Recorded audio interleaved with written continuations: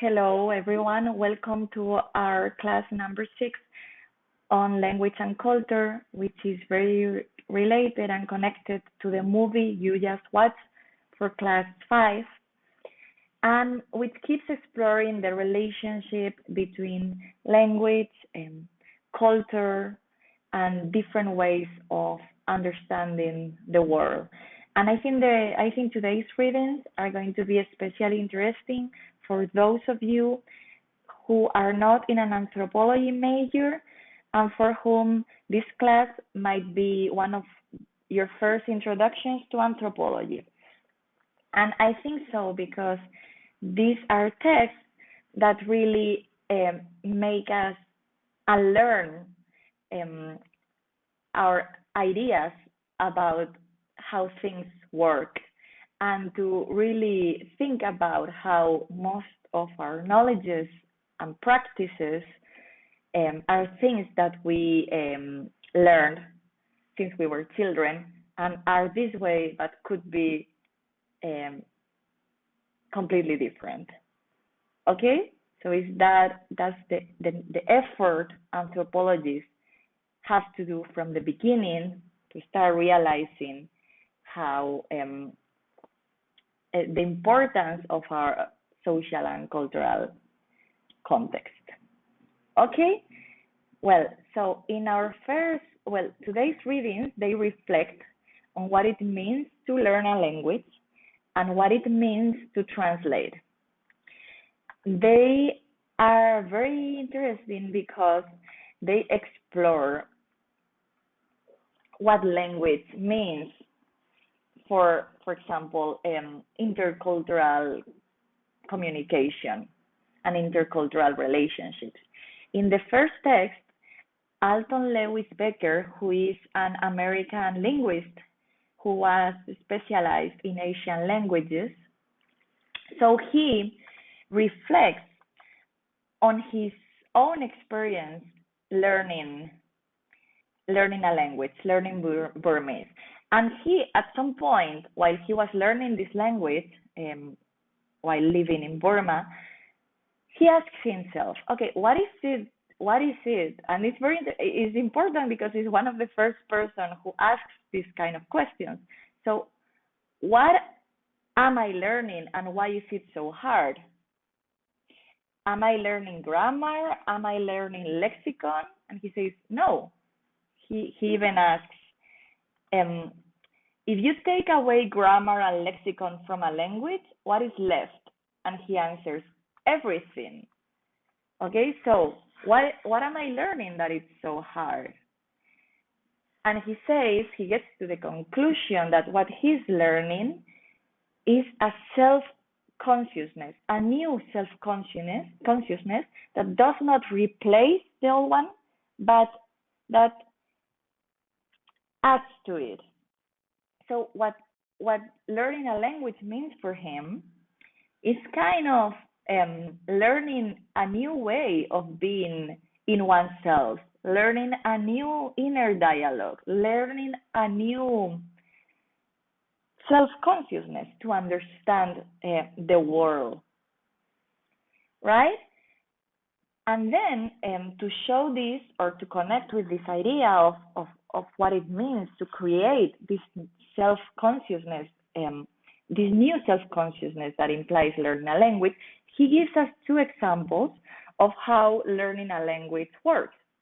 The first one is about himself in Burma looking through the window, this monastery where a group of monks perform daily rituals day to day, and how suddenly what were noises become language for him, for this man, and how suddenly he starts getting some meaning from what he's seeing every day. And he gives this beautiful metaphor of a picture that is blurred and that suddenly you start to see what is in the picture. And that is learning a language, right? For him, starting to see the picture, which was completely blurred, starting to convert what was noise into meaning. And then he gives a second example when years later he goes back and he tries to remember all of the Burmese knowledge he had. And again, what comes first to his mind is not grammar, is not lexicon, vocabulary, syntax. What comes first to his mind is a song that he learned the first month he was there.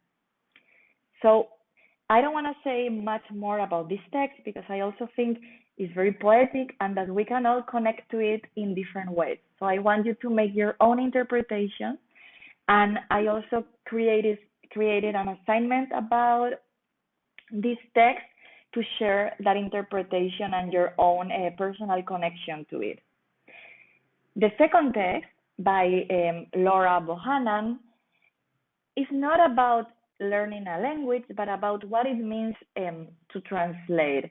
She reflects if Becker goes beyond translation, thinking about what it means to learn a language, Laura Bohannan also goes beyond translation, thinking what it means culturally to translate.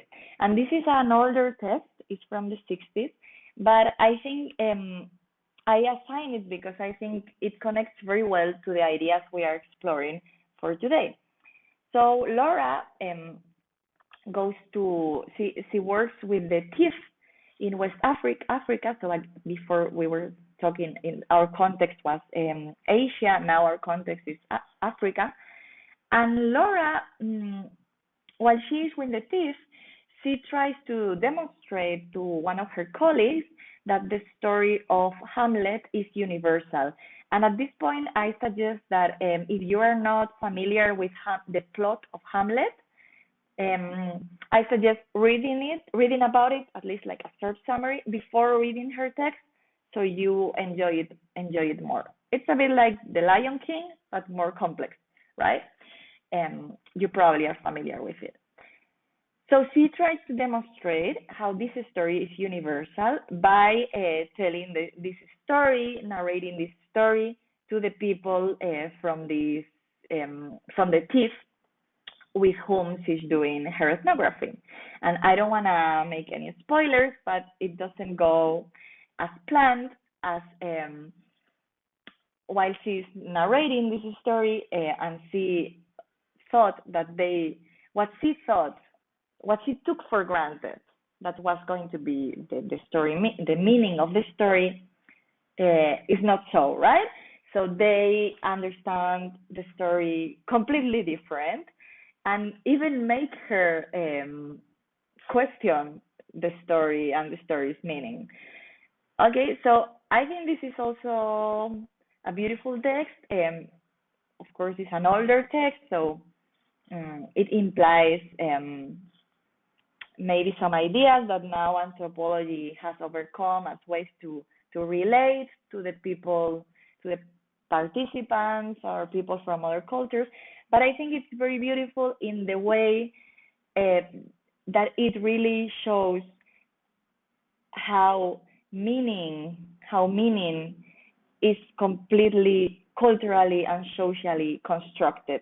And here I want you to go back to these ideas we learned while in the first classes. I think we read this text by Hank, who insists, you remember the woman and her husband who were reading the newspapers in the kitchen, and Hank was asking us, okay, what do you need to know about this context to understand what's going on?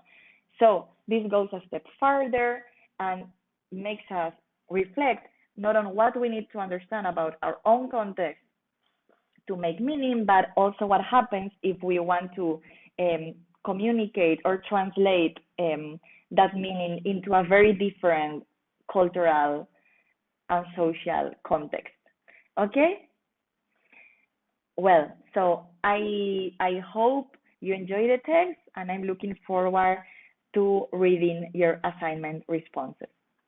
Thank you for watching the video, and see you soon.